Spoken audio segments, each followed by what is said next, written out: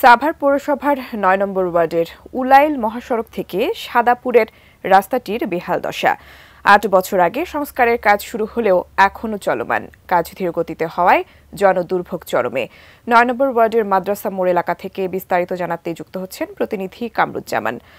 কামরুজ্জামান, এতদিন হয়ে গেছে, ৮ বছর হয়ে গেছে, কিন্তু রাস্তাটির কাজ এখনো শেষ হয়নি। এ ব্যাপারে প্রশাসন আসলে কি বলছে এবং যারা রাস্তা দিয়ে চলাচল করছেন তাদের জনদুর্ভোগের কথাটিও জানতে চাই। আমি এই মুহূর্তে রয়েছি সাভার পৌরসভার ৯ নং ওয়ার্ডের একদম মাদ্রাসা মোড়ে। আমি কিন্তু এই মুহূর্তে দাঁড়িয়ে আছি। এই রাস্তাটি কিন্তু পৌরসভায় অবস্থিত ৯ নং, এবং পৌরসভাটি কিন্তু ৯ নং ওয়ার্ডে অবস্থিত, এবং এই রাস্তাটিও কিন্তু ৯ নং ওয়ার্ডে। এবং দীর্ঘদিন যাবৎ কিন্তু এই রাস্তার যে বেহাল দশা, আমি আপনাদেরকে যদি একটু দেখাই, যে আমার পেছনে আপনি দেখতেই পাচ্ছেন যে রাস্তাটি কিন্তু দীর্ঘদিন সংস্কারের অভাবে কিন্তু এইভাবেই রয়েছে। এবং গেল ৫ই আগস্টের পরে কিন্তু ৫ আগস্টের পরেই এই রাস্তাটির কাজ কিছুটা ধরলেও কিন্তু এখনো কিন্তু এটির বেহাল দশা রয়েছে। আমি আপনাদেরকে একটু দেখাই যে রাস্তার যে এইভাবে করে রেখে দেওয়া এবং আশেপাশের যে দোকানপাটগুলো, সেটি কিন্তু খুবই একদম তাদের ব্যবসায়ীদের কিন্তু অবস্থাও কিন্তু খুব চরমে। আমি আপনাদের একটা বিষয় জানিয়ে রাখি যে এই গ্যান্ডার যে সড়কটি, এটি কিন্তু কাজীপাড়া, চাকুলিয়া, নিকটাল সহ প্রায় বেশ কয়েকটি গ্রাম কিন্তু এটা বহন করে, এবং এই রাস্তা দিয়ে হাজার হাজার মানুষ কিন্তু চলাচল করে প্রতিদিনই।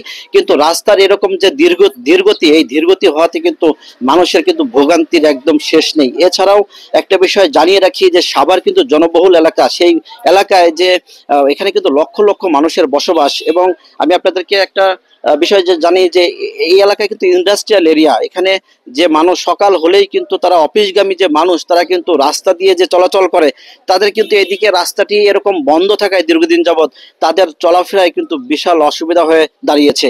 আমরা এখানকার ব্যবসায়ীদের সাথে কথা বলেছি, ব্যবসায়ীরা আমাদেরকে জানিয়েছে যে এই যে রাস্তাঘাটে যে দুর্ভোগের কারণে তাদের এখানে কিন্তু তাদের যে কাস্টমার, যে এটি কিন্তু এখন আগের মতো আর আসছে না।